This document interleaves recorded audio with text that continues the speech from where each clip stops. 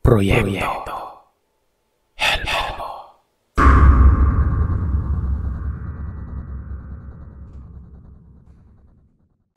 Mapagpalang araw sa inyo, Sir Seth. Tawagin niyo na lamang po ako sa pangalang June. Isa ako, mga anak ko, sa mga nakikinig sa iyo, pati na ang aming pinakamamahal na kapitan dito sa Antique. Naengganyo akong makinig sa inyo, Sir Seth, pati na ibang mga kabarangay namin, nang malaman kong taga-Antique din kayo. Bali itong kwentong ito ay karanasan ko mismo. Noong kabinataan ko, sa isang maliit na isla dito sa isla ng Panay. Lumaki ako sa pamilyang may kaya dahil sa negosyo ng aking ama. Kaya naman halos lahat ng mga naging kababata ko hanggang sa ako ay magbinata. Mga nagninegosyo at kasosyo din ni tatay ang mga magulang sa trabaho.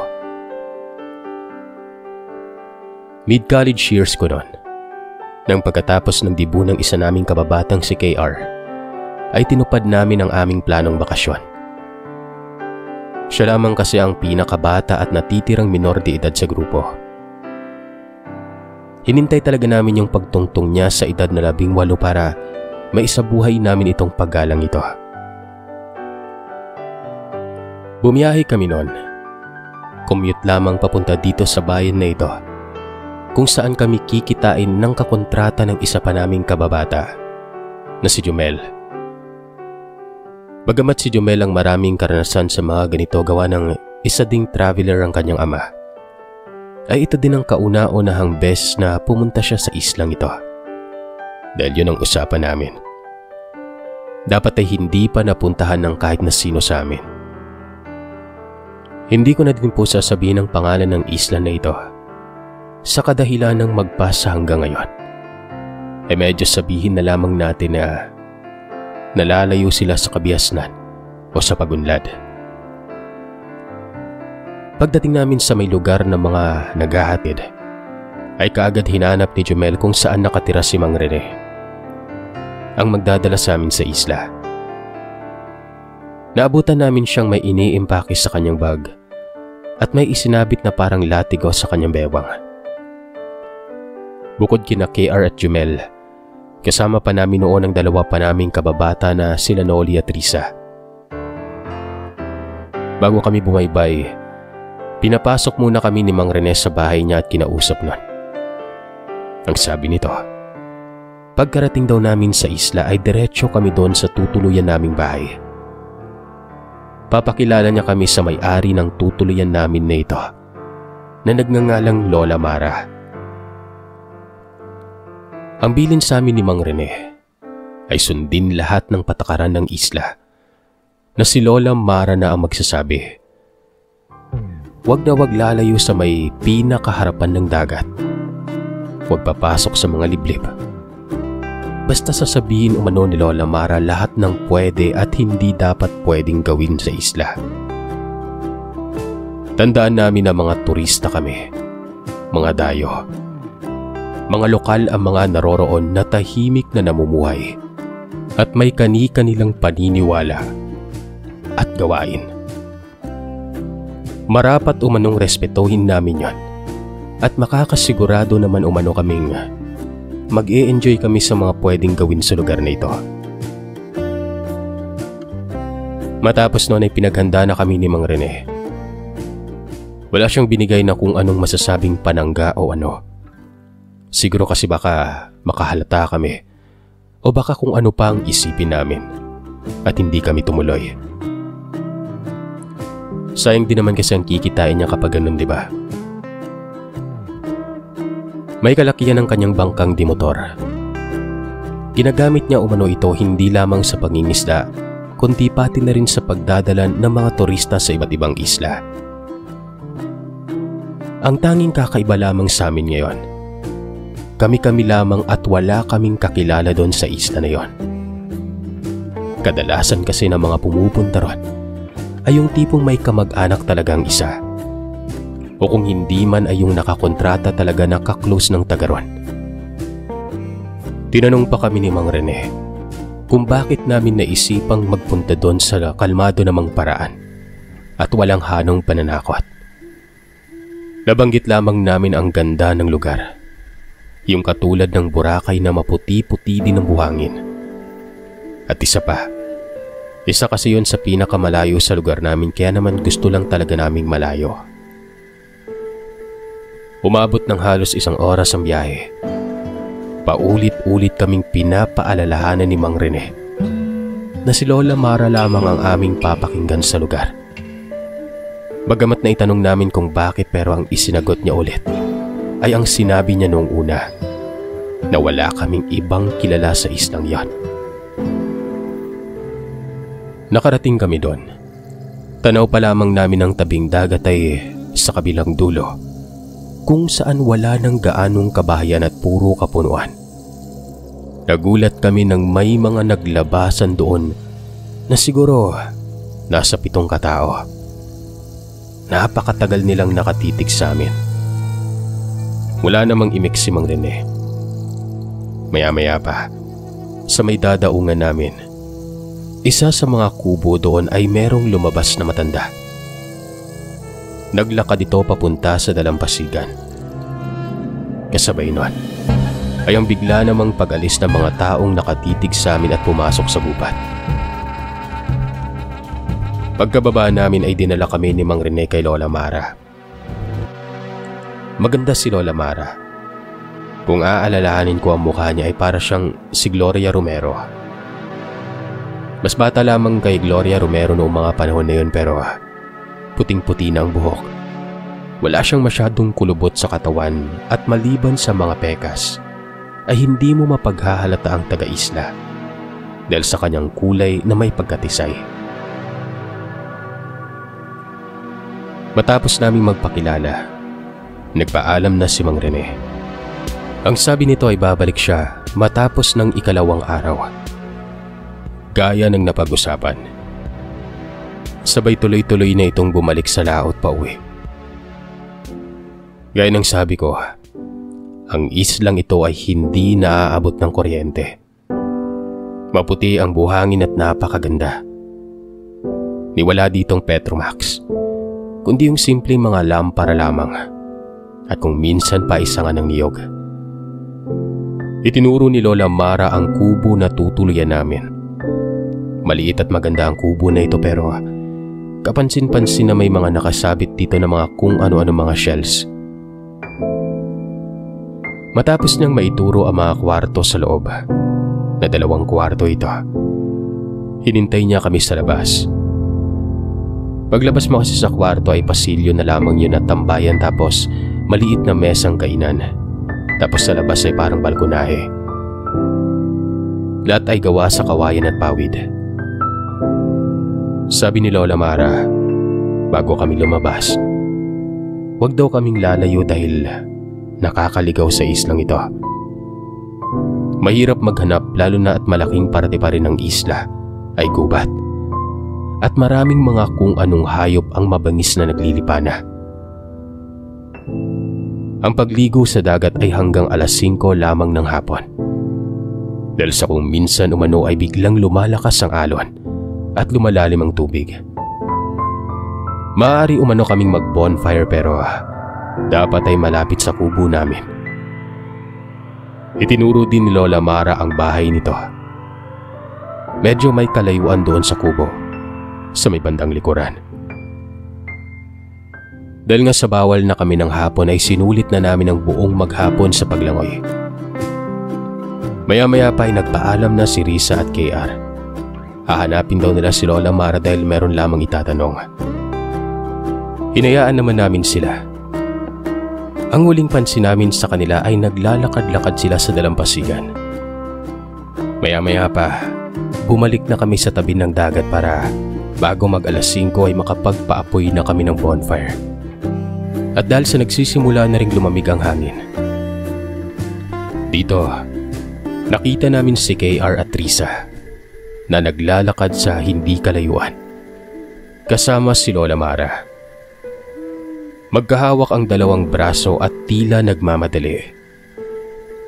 Si Lola Mara naman ay parang lola nila na sinundo sila sa kung saan na ang mukha ay tila naiinis sa kanila. Nang makarating ang mga ito banda sa amin, ay pinagbihis na kagad kami ni Lola Mara. Ang sabi nito, siya na lang ang magsisiga basta magbihis na umano kami. Nagbanlaw naman din kami kaagad at nagbihis sa may balon sa likod. Nang matapos kami ay tumambay muna kami sa loob ng bahay. Saan ba kayo nagpupunta? Tanong namin sa dalawa pa naming kababata na si KR Trisa. Dito na nagkwento ang dalawa. Hinanap nga daw nila si Lola Mara gawa ng wala ito sa bahay niya. Kaya ang ginawa nila ay inisa-isa ang mga kahit naglalayo ang mga kubo doon para lamang mahanap siya. Hanggang sa makarating na sila sa dulong mga kabahayan. Nung naroroon na nga sila at pabalik na, napansin nila na yung mga nakatira doon sa mga dulong kabahayan bigla na lamang nagsilabasan. Mapababae man at mapalalaki. Tinitigan umano sila tapos ay sinusundan nun. Medyo kinabahan na sila gawa ng yung mga titig na mga ito. Tila ba merong kakaiba? Ayaw nilang mag-judge pero parang dudumugin umano sila ng mga yon. Meron pa umanong isang humawak sa kamay ni KR. At ganoon na lamang ang gulat ng kasama namin nang bigla itong singhutin. At didilaan sana nung humawak na yun pero nahatak naman ito ng isa pang tagaron. Hinatak umano talaga palayo yung gumawa. At pagkatapos ay humarang ito sa pagitan nila KR at Trisa at ng mga grupong sumusunod sa kanila. Hindi ba kayo sinabihan ni Manang Mara kung hanggang saan lamang kayo dapat kapag wala kayong kasamang lokal? Tanong ng may edad na ring lalaki sa kanila. Sinabihan sila na tuloy na sa paglalakad at sasamahan siya nito. Hindi na sumunod ang mga grupo hanggang sa makasalubong na nila si Lola Mara noon. At ito na ang kasama nila pagka-uwi. Sinermonan pa nga sila ni Lola Mara. Sinabihan na sila pero napakakulit pa rin. Ginatungan naman namin na tama si Lola Mara syempre. Baka mamaya mga kanibal yung mga yon. Kanibal pa ang term namin na pangpanakot dahil noong mga panahon na yon. Uso din yung mga ganong kwento, Sir Seth. Dito ay medyo napakwento si Jumel na ayon nga sa kanyang ama. Hindi talaga maiiwasang may mga kakaibang taong makakasalamuha sa mga ganitong klaseng pamamasyal. Sundin na lamang umano si Lola Mara at sigurado namang mag-i-enjoy sila. Maya-maya pa, tinawag na kami ni Lola. Maayos na umano ang apoyan sa labas at pwede na kaming magluto nun. Mabait si Lola. Pagkabalik niya ay may dala siyang isdang sariwa na aasalin na lamang para sa amin. Nagpasalamat naman kami dahil ang mga dala lamang namin noon ay bigas, itlog at mga tuyo. Hindi pa din uso ang mga dilata noon. Maayos na sumalubong sa amin ang dilim ng gabi. Napapansin naman namin na si Lola Mara ay naroroon lamang sa amin at paikot-ikot. Minsan ay nakaupo lamang sa terasa at nakatitig sa kawalan. Tinawag namin si Lola Mara para kumain pero tumanggi ito. Okay naman daw siya noon. Nakikipag-usap pa rin naman siya sa amin. Ayon sa mga kwento ni Lola Mara, ay isa ang kanyang ama sa matagal nang nangangalaga sa islang ito. Kaya hindi din gaano ka tumatanggap ng turista o dayo. Ay dahil sa tulong din ng mga mangingisda na nagdadala ng mga turista doon. Limitado lamang at pili ang dinadala ng mga ito. Ibig sabihin ay talagang sinuwerte lamang kami na kasama namin si Jumel dahil nga sa impluwensya ng kanyang ama. Pero kung simpleng dayo lamang na walang kakilala o kamag-anak, ay malamang hindi pa hihintulutan. Bago umalis si Lola Mara, ay inulit niya sa amin ang kanyang paalala. Pagkatapos namin kumain doon, patay na namin umano ang apoy at pumasok na kami. Babalikan niya raw kami ng mga 8:00 ng gabing yon at dapat ay wala na kami sa labas.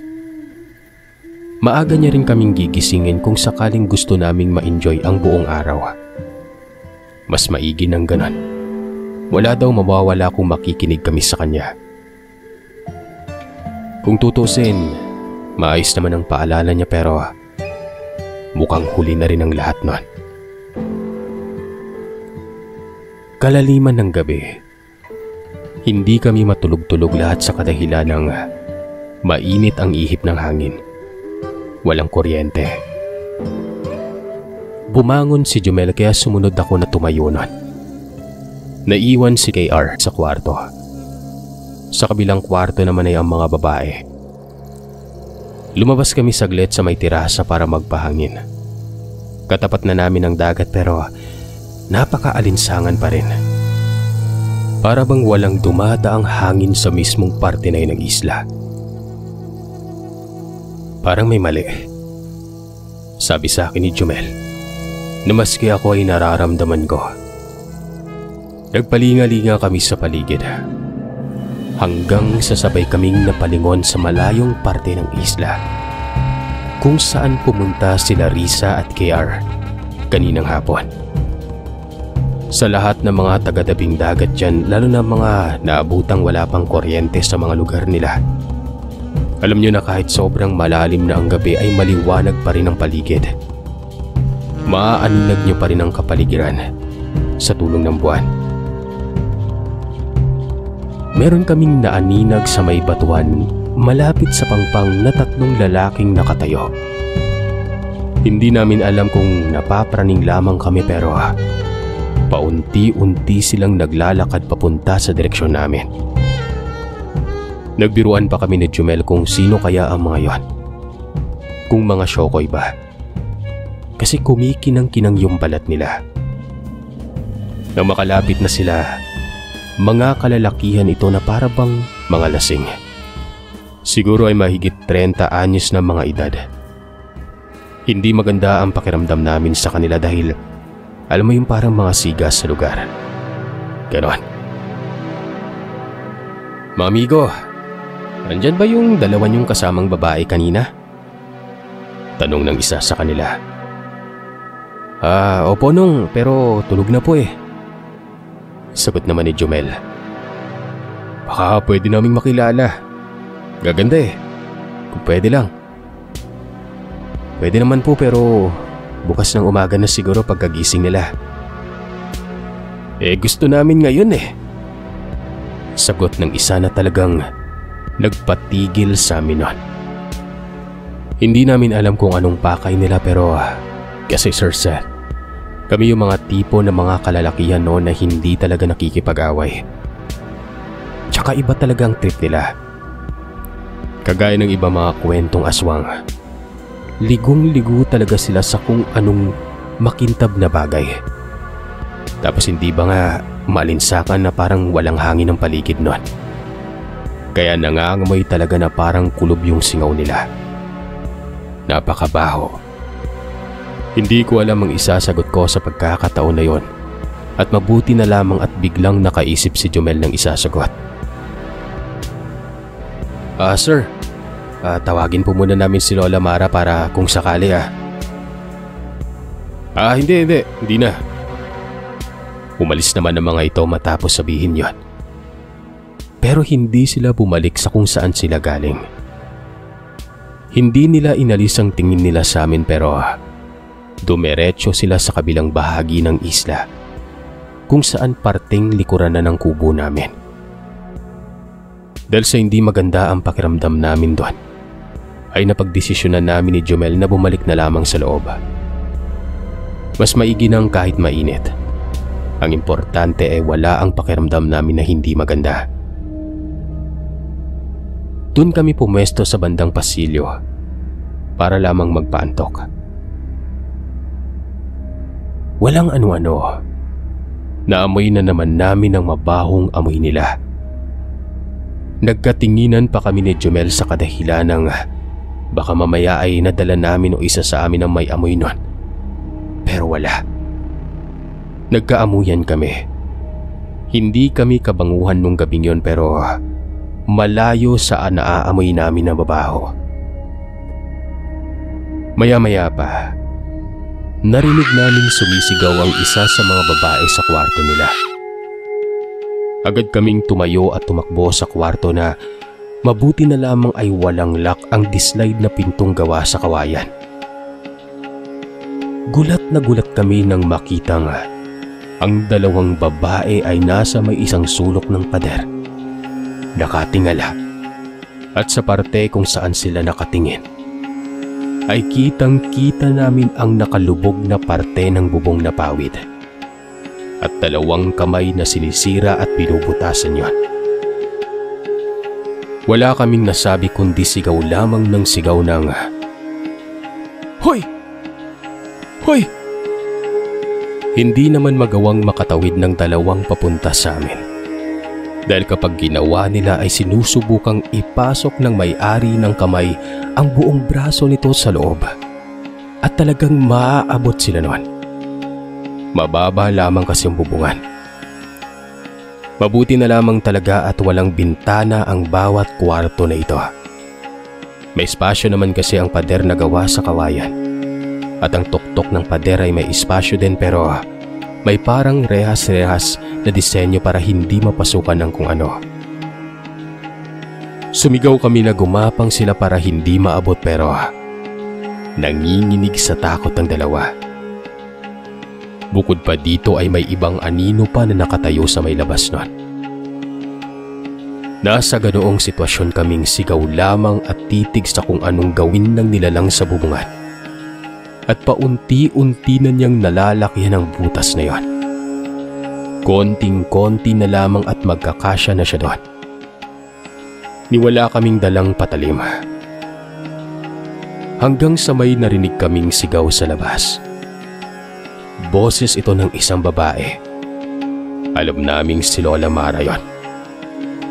"Hoy! Umalis ka dyan!" Malutong na mura ang kasabay ng pagpapababa niya. Mula sa boses na normal na sumisigaw, ay unti-unting tumitinis ang boses ni Lola Mara. Nung una ay tila hindi nakikinig ang nilalang na nasa itaas.